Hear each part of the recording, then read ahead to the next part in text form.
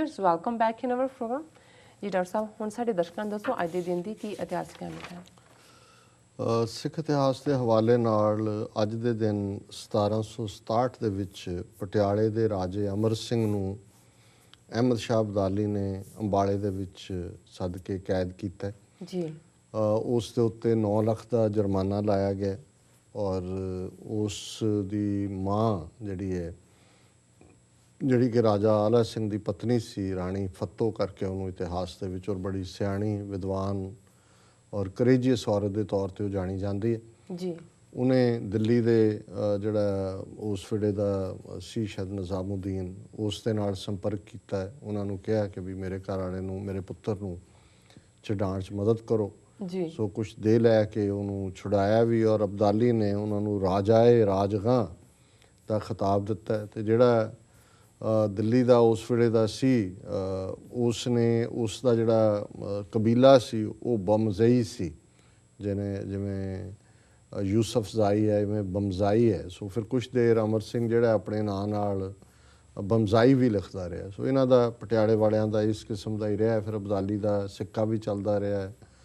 ਉਹਨਾਂ ਨੂੰ ਜਿਹੜਾ ਰਾਜਾ ਆਲਾ ਸਿੰਘ ਨੂੰ ਵੀ ਖਿਤਾਬ ਅਬਦਾਲੀ ਦਾ ਸੀ। ਸੋ ਇਹ ਵੀ ਰਾਜਾਏ ਰਾਜਗਾਂ ਅਬਦਾਲੀ ਤੋਂ ਲੈ ਕੇ ਫਿਰ ਪਟਿਆਲੇ 'ਚ ਰਾਜ ਕਰਦੇ ਨੇ ਜੀ।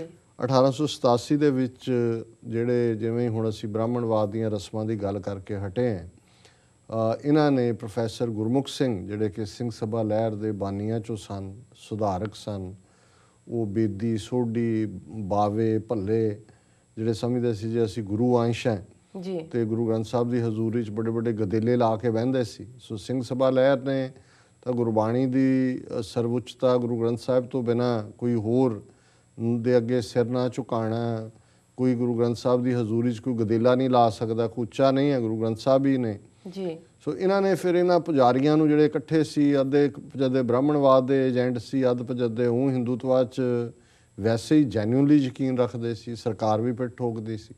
ਸੋ ਇਹਨਾਂ ਨੇ ਹਰਿਮੰਦਰ ਸਾਹਿਬ ਦੇ ਪੁਜਾਰੀਆਂ ਨੇ, ਅਕਾਲ ਤਖਤ ਸਾਹਿਬ ਉਦੋਂ ਪੁਜਾਰੀ ਨੇ, ਉਹਨਾਂ ਨੂੰ ਪੁਜਾਰੀ ਕਹਿੰਦੇ ਸੀ, ਅਕਾਲ ਤਖਤ ਸਾਹਿਬ ਦੇ ਝੰਡਾ ਬੁੰਗਾ ਬਾਬਾ ਅਟਲ ਅਤੇ ਬੁੰਗਾ ਬਾਬਾ ਦੀਪ ਸਿੰਘ ਸ਼ਹੀਦ, ਇਹਨਾਂ ਨੇ ਫਿਰ ਇੱਕ ਜਿਹੜਾ ਹੁਕਮਨਾਮਾ ਕੱਢਿਆ ਗੁਰਮੁਖ ਸਿੰਘ ਦੇ ਖਿਲਾਫ ਕਿ ਜੀ ਇਹ ਗੁਰੂ ਅੰਸ਼ ਕੋ ਨਹੀਂ ਮਾਨਤਾ, ਇਹ ਗੁਰੂ, ਇਹ ਬੇਦੀ ਸੋਢੀ ਗੁਰੂਆਂ ਦੀ ਅੰਸ਼ ਨੇ, ਉੱਤਮ ਨੇ, ਇਸ ਲਈ ਇਹਨਾਂ ਨੂੰ ਪੰਥ 'ਚੋਂ ਖਾਰਜ ਕੀਤਾ ਜਾਂਦਾ। ਸੋ ਇਹ ਸਾਡਾ ਵਰਤਾਰਾ ਰਿਹਾ ਹਮੇਸ਼ਾ ਹੀ। ਇਹ ਵੱਖਰੀ ਗੱਲ ਹੈ ਕਿ 100 ਸਾਲ ਬਾਅਦ ਆਲਮੋਸਟ ਅਕਾਲ ਤਖਤ ਦੇ ਇੱਕ ਜਥੇਦਾਰ ਐਕਟਿੰਗ ਹੀ ਆਇਆ, ਉਹਨਾਂ ਨੇ ਕਿਹਾ ਜੀ ਅਸੀਂ ਉਹ ਹੁਕਮਨਾਮਾ ਵਾਪਸ ਲੈਂਦੇ ਹਾਂ ਕਿ ਪ੍ਰੋਫੈਸਰ ਗੁਰਮੁਖ ਸਿੰਘ ਨਾਲ ਬੜਾ ਅਨਿਆਂ ਹੋਇਆ। ਪਰ ਇਸ ਕਿਸਮ ਦਾ ਕੰਮ ਪੁਜਾਰੀ ਪਹਿਲਾਂ ਵੀ ਕਰਦੇ ਰਹੇ ਨੇ ਔਰ ਇਹੀ ਬ੍ਰਾਹਮਣਵਾਦ ਦੇ ਇੰਪੈਕਟ ਨੇ ਜਿਹੜੇ ਅੱਜ ਵੀ ਦੇਖਣ ਚਾਹੁੰਦੇ ਨੇ। 1982 ਦੇ ਵਿੱਚ ਜਥੇਦਾਰ ਗੁਰਦਿਆਲ ਸਿੰਘ ਜਨੋਹਾ ਜਿਹੜੇ ਅਕਾਲ ਤਖਤ ਸਾਹਿਬ ਦੇ ਜਥੇਦਾਰ ਸੀ, ਉਹਨਾਂ ਨੇ ਚੜ੍ਹਾਈ ਕੀਤੀ ਜੀ। ਇਹ ਬੜੇ ਚੜ੍ਹਦੀ ਕਲਾ ਵਾਲੇ ਜਥੇਦਾਰ ਰਹੇ। ਸੰਤ ਜਰਨੈਲ ਸਿੰਘ ਖਾਲਸਾ ਪਿੰਡਾਂ ਵਾਲਿਆਂ ਨੂੰ ਇਹਨਾਂ ਨੇ ਆਪਣੀ ਪੂਰੀ ਹਮਾਇਤ ਦਿੱਤੀ ਔਰ ਬੜੀ ਦਲੇਰੀ ਦੇ ਨਾਲ ਇਹ ਅਕਾਲੀ ਲੀਡਰਾਂ ਨੂੰ ਵੀ ਤਾੜਦੇ ਸੀ ਔਰ ਇਸ ਗੱਲੋਂ ਦੁਖੀ ਵੀ ਹੁੰਦੇ ਸੀ ਕਿ ਵੀ ਇਹ ਸਾਰੇ ਜਿਹੜੇ ਨੇ ਇੱਕ ਲਾਲਚ ਦੇ ਥੱਲੇ, ਅਹੁਦਿਆਂ ਦੇ ਪਿੱਛੇ ਜਿਹੜੀ ਹੈ ਉਹ ਸਿੱਖੀ ਵਾਲੇ ਇਹਨਾਂ ਨੇ ਪਿੱਠ ਕੀਤੀ ਹੋਈ ਹੈ। ਸੋ ਜਿਹੜੇ ਚੰਗੇ ਜਥੇਦਾਰਾਂ ਦਾ ਜ਼ਿਕਰ ਹੁੰਦਾ ਹੈ ਅਜੋਕੇ ਦੌਰ ਦੇ, ਉਹਨਾਂ ਦੇ ਵਿੱਚ ਜਥੇਦਾਰ ਗੁਰਦਿਆਲ ਸਿੰਘ ਜਨੋਹਾ ਇੱਕ ਸਨ। ਵਰਲਡ ਹਿਸਟਰੀ ਦੇ ਹਵਾਲੇ ਨਾਲ 1532 ਦੇ ਵਿੱਚ ਇੰਗਲੈਂਡ ਦੀ ਪਾਰਲੀਮੈਂਟ ਨੇ ਇਹ ਪਾਸ ਕੀਤਾ ਕਿ ਇੰਗਲਿਸ਼ ਚਰਚ ਜਿਹੜਾ ਉਹ ਰੋਮ ਨੂੰ ਹੁਣ ਕੋਈ ਪੈਸੇ ਨਹੀਂ ਦੇਗਾ ਜੀ। ਕਾਂਗਰਸ ਨੇ 1818 ਦੇ ਵਿੱਚ ਫਸਟ ਪੈਨਸ਼ਨ ਅਪਰੂਵ ਕੀਤੀ ਕਿ ਗੌਰਮੈਂਟ ਨੌਕਰੀ ਦੇ ਵਿੱਚ ਜਿਹੜੀ ਆ ਉਹ ਪੈਨਸ਼ਨ ਹੋਏਗੀ। 1834 ਦੇ ਵਿੱਚ ਅਮਰੀਕਾ ਦੇ ਵਿੱਚ ਪਹਿਲੀ ਰੇਲ ਰੋਡ ਟਨਲ ਜਿਹੜੀ ਕਿ 275 ਮੀਟਰ ਲੰਬੀ ਸੀ ਪੈਨਸਿਲਵੇਨੀਆ 'ਚ, ਉਹ ਕੰਪਲੀਟ ਹੋਈ ਜੀ। 1891 ਦੇ ਵਿੱਚ ਬ੍ਰਿਟਨ ਪਹਿਲੀ ਵਾਰ ਇਸ ਕੰਟੀਨੈਂਟ ਦੇ ਨਾਲ ਜਿਹੜਾ ਟੈਲੀਫੋਨ ਰਾਹੀਂ ਲਿੰਕ ਹੋਇਆ ਜੀ। 1940 ਦੇ ਵਿੱਚ ਇਟਲੀ ਦਾ ਜਿਹੜਾ ਡਿਕਟੇਟਰ ਸੀ ਮੁਸੋਲਿਨੀ, ਉਹਨੇ ਹਿਟਲਰ ਦੇ ਨਾਲ ਮੁਲਾਕਾਤ ਕੀਤੀ ਔਰ ਸਪੋਰਟ ਕੀਤਾ ਹਿਟਲਰ ਨੂੰ। 1944 ਦੇ ਵਿੱਚ ਨਾਜ਼ੀ ਜਰਮਨੀ ਨੇ ਹੰਗਰੀ ਦੇਸ਼ ਦੇ ਉੱਤੇ ਕਬਜ਼ਾ ਕੀਤਾ ਜੀ। 1974 ਦੇ ਵਿੱਚ ਬਹੁਤ ਸਾਰੇ ਜਿਹੜੇ ਅਰਬ ਦੇਸ਼ ਸੀ ਉਹਨਾਂ ਨੇ ਤੇਲ ਦੀਆਂ ਕੀਮਤਾਂ ਇੰਨੀਆਂ ਕੁ ਵਧਾ ਦਿੱਤੀਆਂ ਔਰ ਉਹਨਾਂ ਨੇ ਕਿਹਾ ਜੇ ਅਸੀਂ ਤੇਲ ਦੇਣਾ ਨਹੀਂ ਬਾਹਰ ਲਿਆ, ਉਹਨਾਂ ਨੂੰ ਆਇਲ ਐਮਬਾਰਗੋ ਕਹਿੰਦੇ ਨੇ ਜੀ ਜੀ। ਅਤੇ ਅਮਰੀਕਾ ਦੇ ਵਿੱਚ ਵੀ 2-2 ਮੀਲ ਲੰਬੀਆਂ ਲਾਈਨਾਂ ਲੱਗ ਗਈਆਂ ਸੀ, ਇੰਨਾ ਤੇਲ ਮਹਿੰਗਾ ਹੋ ਗਿਆ ਸੀ। ਇਹ ਖ਼ਤਮ ਕੀਤਾ ਉਹਨਾਂ ਨੇ ਦੇਸ਼ਾਂ ਨੇ ਜੀ। 1978 ਦੇ ਵਿੱਚ ਪਾਕਿਸਤਾਨ ਦੇ ਵਿੱਚ ਪ੍ਰਧਾਨ ਮੰਤਰੀ ਜਿਹੜਾ ਪਹਿਲਾਂ ਸੀ ਜ਼ੁਲਫਿਕਾਰ ਅਲੀ ਭੁੱਟੋ, ਉਹਨੂੰ ਹੈਂਗ ਕੀਤਾ ਗਿਆ, ਜ਼ਿਆਉਲ ਹੱਕ ਨੇ ਉਹਨੂੰ ਫਾਂਸੀ 'ਤੇ ਲਾਇਆ ਔਰ ਉਹਦਾ ਕਾਰਨ ਵੀ ਜਿਹੜਾ 1974 'ਚ ਅਸੀਂ ਆਇਲ ਐਮਬਾਰਗੋ ਦੀ ਗੱਲ ਕੀਤੀ ਹੈ, ਭੁੱਟੋ ਦੀ ਐਗਜ਼ੀਕਿਊਸ਼ਨ ਦਾ ਵੱਡਾ ਕਾਰਨ ਇਹ ਸੀ ਕਿ ਉਹਨੇ ਹੀ ਸਭ ਤੋਂ ਪਹਿਲਾਂ ਲਾਹੌਰ ਦੇ ਵਿੱਚ ਇਹ ਜਿਹੜੇ ਤੇਲ ਪੈਦਾ ਕਰਨ ਵਾਲੇ ਅਰਬ ਦੇਸ਼ ਨੇ ਇਹਨਾਂ ਨੂੰ ਇਕੱਠੇ ਕਰਕੇ ਇਹ ਗੱਲ ਕਹੀ ਸੀ ਕਿ ਵੀ ਤੇਲ ਤੁਹਾਡਾ ਹੈ। ਜਦੋਂ ਕਾਰ ਦੀ ਕੀਮਤ ਸੀ ਉਦੋਂ ਜਿਹੜੀ ਤੇਲ ਦੀ ਕੀਮਤ ਸੀ $7-8 ਬੈਰਲ ਦੇ, ਉਹ ਅੱਜ ਵੀ ਕਾਰ 8 ਗੁਣਾ ਮਹਿੰਗੀ ਹੋ ਗਈ, ਤੁਹਾਡੇ ਤੇਲ ਦੀ ਕੀਮਤ ਉਹੀ ਹੈ ਤੇ ਤੁਸੀਂ ਉਹਦਾ ਕੰਟਰੋਲ ਕਰੋ।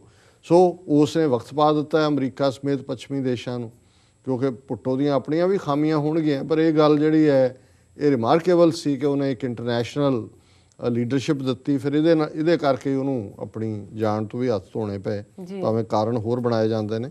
1999 ਦੇ ਵਿੱਚ ਇਜਿਪਟ ਦੇ ਵਿੱਚ ਇੱਕ ਮੰਮੀ ਕਹਿੰਦੇ ਨੇ, ਜਦੋਂ ਪੁਰਾਣੇ ਵੇਲਿਆਂ 'ਚ ਜਦੋਂ ਅੱਜ ਤੋਂ 3-4 ਹਜ਼ਾਰ ਸਾਲ ਪਹਿਲਾਂ ਜਿਹੜੇ ਮਰ ਜਾਂਦੇ ਸੀ ਰਾਜੇ ਰਾਣੀਆਂ, ਉਹਨਾਂ ਨੂੰ ਇਹ ਹੁੰਦਾ ਸੀ ਵੀ ਅਸੀਂ ਅੱਗੇ ਵੀ ਇਵੇਂ ਹੀ ਜਾਣਾ, ਅਤੇ ਉਹ ਬਹੁਤ ਸਾਰੇ ਮਸਾਲੇ ਵਗੈਰਾ ਲਾ ਕੇ ਤੇ ਡੈੱਡ ਬਾਡੀਜ਼ ਨੂੰ ਸੇਵ ਕਰ ਲੈਂਦੇ ਸੀ। ਸੋ ਉਹਨੂੰ ਮੰਮੀ ਕਹਿੰਦੇ ਸੀ। ਸੋ ਇੱਕ 4400 ਸਾਲ ਪੁਰਾਣੀ ਇਜਿਪਟ ਦੇ ਇੱਕ ਪਿਰਾਮਿਡ 'ਚੋਂ ਬਿਲਕੁਲ ਠੀਕ ਠਾਕ ਡੈੱਡ ਬਾਡੀ ਮਿਲੀ। ਹੁਣ ਵੀ ਕਈ ਇਹਦੇ 'ਤੇ ਰਿਸਰਚ ਕਰਦੇ ਨੇ, ਉਹ ਨਾਲ ਪੂਰੀ ਫੌਜ ਵੀ ਕਈ ਜਿਹੜੇ ਸੀ ਉਹ ਵੀ ਲੈ ਜਾਂਦੇ ਸੀ ਵੀ ਅੱਗੇ ਸ਼ਾਇਦ ਉਹ ਫੌਜ ਵੀ ਸਾਡੇ ਨਾਲ ਜਾਏਗੀ। ਸੋ ਇਹ ਵਰਲਡ ਹਿਸਟਰੀ ਹੈ। ਜੀ ਡਾਕਟਰ ਸਾਹਿਬ ਧੰਨਵਾਦ। ਡਾਕਟਰ ਸਾਹਿਬ ਸਾਡਾ ਪਹਿਲਾ ਸਵਾਲ ਹੈ, ਰਾਹੁਲ ਗਾਂਧੀ ਨੇ ਕਿਹਾ ਹੈ ਕਿ ਉਸ ਨੂੰ 1984 ਦੇ ਦੰਗਿਆਂ ਦਾ ਪ੍ਰਧਾਨ ਮੰਤਰੀ ਮਨਮੋਹਨ ਸਿੰਘ ਤੇ ਕਾਂਗਰਸ ਪ੍ਰਧਾਨ ਸੋਨੀਆ ਗਾਂਧੀ ਵਾਂਗ ਦੁੱਖ ਹੈ। ਇਸ ਬਾਰੇ ਤੁਹਾਡਾ ਕੀ ਕਹਿਣਾ? ਦੇਖੋ, ਮੈਂ ਅੰਗਰੇਜ਼ੀ 'ਚ ਲਿਖਿਆ ਸੀ ਕਿ ਰਾਹੁਲ ਗਾਂਧੀ ਬੈਬਲਸ ਔਰ ਬੈਬਲਿੰਗ ਹੁੰਦਾ ਵੀ ਬਕਵਾਸ ਕਰਨਾ ਇੱਧਰ ਉੱਧਰ। ਹੁਣ ਹਕੀਕਤ ਇਹ ਹੈ ਵੀ ਇਹਦਾ ਪਿਓ ਜ਼ਿੰਮੇਵਾਰ ਹੈ ਜਿਹਨੇ ਹਜ਼ਾਰਾਂ ਸਿੱਖ ਮਾਰੇ ਜੀ। ਇਹਦੀ ਦਾਦੀ ਜ਼ਿੰਮੇਵਾਰ ਹੈ ਜੂਨ 84 ਦੇ ਲਈ। ਇਹਦੀ ਮਾਂ ਨੂੰ ਵੀ ਪਤਾ ਹੈ ਕਿ ਕਾਤਲ ਕੌਣ ਨੇ। ਇਹ ਜਗਦੀਸ਼ ਟਾਈਟਲਰ, ਸਜਨ ਕੁਮਾਰ, ਇਹ ਸਾਰੇ ਕੌਣ ਸੀ ਜੀ। ਉਹਨਾਂ ਨੇ ਆਪਣੇ ਤੌਰ ਤੇ ਤਾਂ ਨਹੀਂ ਕੀਤਾ, ਕਿਸੇ ਦੇ ਆਰਡਰਸ ਥੱਲੇ ਕੀਤਾ। ਔਰ ਇਹ ਵੀ ਬੜਾ ਆਸਾਨ ਕਰ ਰਿਹਾ ਹੈ, ਕਿਉਂਕਿ ਇਸ ਤੋਂ ਪਹਿਲਾਂ ਇੱਕ ਦਾ ਇੰਟਰਵਿਊ ਆਇਆ ਸੀ ਮਹੀਨਾ ਕੁ ਪਹਿਲਾਂ, ਉਹਦੇ 'ਚ ਉਹਨੂੰ ਪੁੱਛਿਆ ਸੀ ਕਿ ਜੀ ਇਹ ਜਿਹੜਾ ਨਵੰਬਰ 84 'ਚ ਮਾਰੇ, ਅਜੇ ਤਾਂ ਉਹਨੂੰ ਵੀ ਰਾਈਟਸ ਕਹਿੰਦਾ ਹੈ ਕਿ ਵੀ ਇਹਨਾਂ ਦੇ ਲਈ ਕੀ ਹੈ, ਤੇ ਉਹਨੇ ਕਿਹਾ ਜੀ ਕਿ ਯਾ one feel sorry for innocent killings, ਹੈ ਨਾ। ਲੇਕਿਨ ਇਹਦੇ 'ਚ ਵੀ ਉਹਨੇ ਆਪਣੀ ਹੁਣ ਇੱਕ ਸਟੈਪ ਅੱਗੇ ਗਿਆ ਹੈ ਕਿ ਜੀ ਪ੍ਰਾਈਮ ਮਿਨਿਸਟਰ ਮਨਮੋਹਨ ਸਿੰਘ ਨੇ ਕਿਹਾ ਜਿਹੜਾ ਅਪੋਲੋਜਾਈਜ਼ਡ, ਤੇ ਸੋਨੀਆ ਗਾਂਧੀ ਕਾਂਗਰਸ ਪ੍ਰਧਾਨ ਨੇ ਕਿਹਾ we regret. So I agree with them. ਵੀ ਤੇਰੇ ਮੂੰਹ 'ਚੋਂ ਜਿਹੜਾ ਇਹ ਨਿਕਲਦਾ ਨਹੀਂ ਹੈ ਕਿ ਵੀ ਤੁਸੀਂ ਕਿੰਨਾ ਵੱਡਾ ਗੁਨਾਹ ਕੀਤਾ। ਉਹਨਾਂ ਦੇ ਮੋਢੇ ਤੇ ਚੜ੍ਹ ਕੇ ਉਹਦੀ ਅਪੋਲੋਜੀ ਤੇ ਰਿਗਰੈਟ ਦਾ ਕੀ ਮਤਲਬ ਹੈ?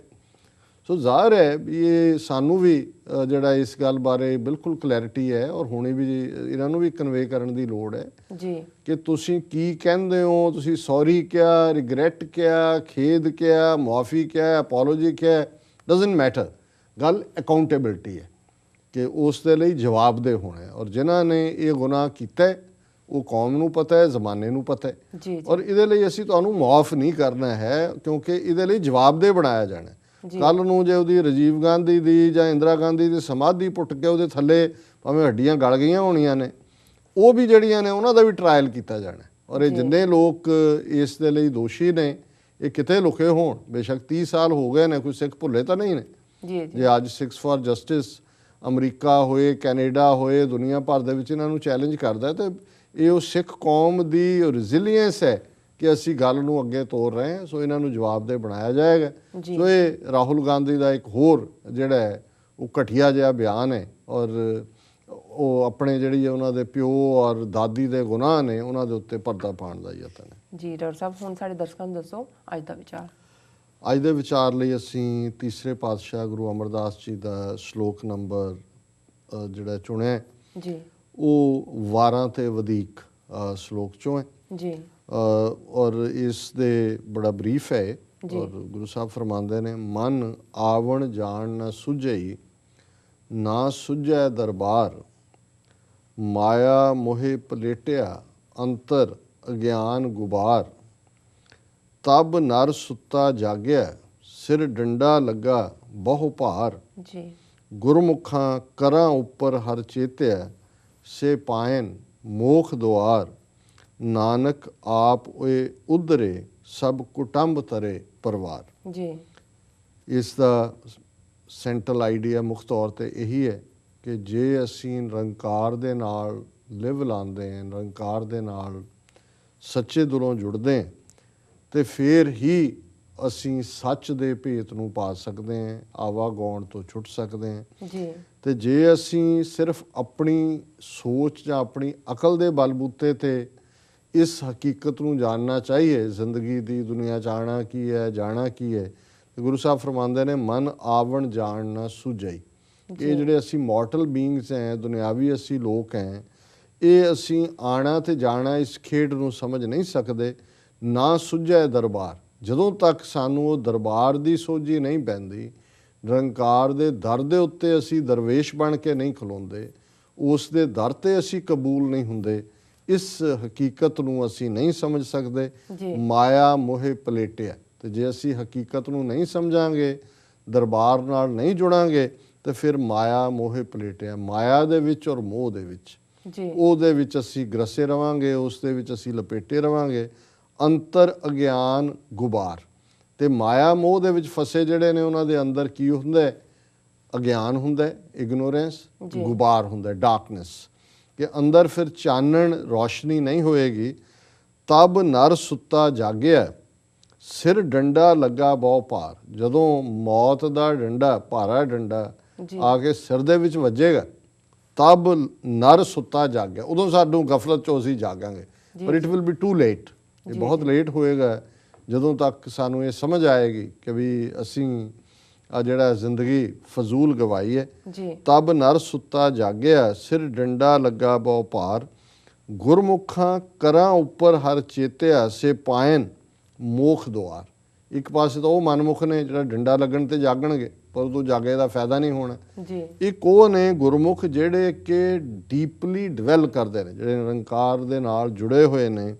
ਸੇ ਪਾਇਨ ਮੋਖ ਦੁਆਰ, ਉਹਨਾਂ ਦੇ ਲਈ ਜਿਉਂਦੇ ਜੀ ਹੀ ਮੁਕਤੀ ਦਾ ਦਰਵਾਜ਼ਾ ਖੁੱਲ ਜਾਂਦਾ ਹੈ। ਨਾਨਕ ਆਪ ਹੋਏ ਉਧਰੇ, ਜਿਹੜੇ ਨਿਰੰਕਾਰ ਨਾਲ ਜੁੜੇ ਨੇ, ਹਨੇਰੇ ਚੋਂ ਦੂਰ ਹੋਏ, ਰੱਬ ਦੇ ਚਾਨਣ 'ਚ ਰਹਿੰਦੇ ਨੇ, ਆਪ ਤਾਂ ਉਹ ਜੀਵਨ ਦੇ ਵਿੱਚ ਉਸ ਉਧਰਨਾ ਹੁੰਦਾ ਹੈ ਕਿ ਉਸ ਚੋਂ ਨਿਕਲਣਾ, ਸਾਲਵੇਸ਼ਨ ਮਿਲਣਾ, ਤਰ ਜਾਣਾ। ਆਪ ਤਾਂ ਉਹ ਤਰੇ ਹੀ ਨੇ। ਸਭ ਕੁਟੰਬ ਤਰੇ ਪਰਿਵਾਰ, ਉਹਨਾਂ ਦੀ ਬਦੌਲਤ ਜਿਹੜੇ ਰੱਬ ਨਾਲ ਜੁੜੇ ਹੋਏ ਗੁਰਮੁਖ ਨੇ, ਉਹਨਾਂ ਦੇ ਪਰਿਵਾਰ, ਉਹਨਾਂ ਦੇ ਜਿਹੜੇ ਹੋਰ ਉਹਨਾਂ ਦੇ ਨਾਲ ਸੰਬੰਧ ਰੱਖਣ ਵਾਲੇ ਨੇ, ਉਹ ਵੀ ਤਰ ਜਾਂਦੇ ਨੇ। ਤਰਨਗੇ ਤਾਂ ਜੇ ਉਹਨਾਂ ਦੀ ਗੱਲ ਸੁਣਨਗੇ। ਸੋ ਜਿਵੇਂ ਅਸੀਂ ਪੜ੍ਹਦੇ ਹਾਂ ਕਿ ਪਵਨ ਗੁਰੂ, ਪਾਣੀ ਪਿਤਾ, ਮਾਤਾ ਧਰਤ ਮਹੱਤ, ਦਿਵਸ ਰਾਤ ਦੋਇ ਦਾਈ ਦਾਇਆ, ਖੇਲੈ ਸਗਲ ਜਗਤ। ਚੰਗਿਆਈਆਂ ਬੁਰਿਆਈਆਂ ਵਾਚੈ ਧਰਮ ਹਦੂਰ, ਕਰਮੀ ਆਪੋ ਆਪਣੀ, ਕੇ ਨੇੜੇ ਕੇ ਦੂਰ। ਜਿਨੀ ਨਾਮ ਤੇ ਆਇਆ ਗਏ ਮਸ਼ੱਕਤ ਘਾਲ, ਨਾਨਕ ਤੇ ਮੁਖ ਉਜਲੇ ਕੀਤੀ ਛੁੱਟੀ ਨਾਲ। ਇਹ ਹੈ ਕਿ ਉਹ ਮੁਖ ਤਾਂ ਉਜਲ ਨੇ, ਤੇ ਉਹਨਾਂ ਦੇ ਨਾਲ ਹੋਰ ਕਿੰਨੇ ਛੁੱਟ ਜਾਂਦੇ ਨੇ, ਉਹਨਾਂ ਦੇ ਨਾਲ ਹੋਰ ਕਿੰਨਿਆਂ ਦਾ ਛੁਟਕਾਰਾ ਹੁੰਦਾ ਹੈ।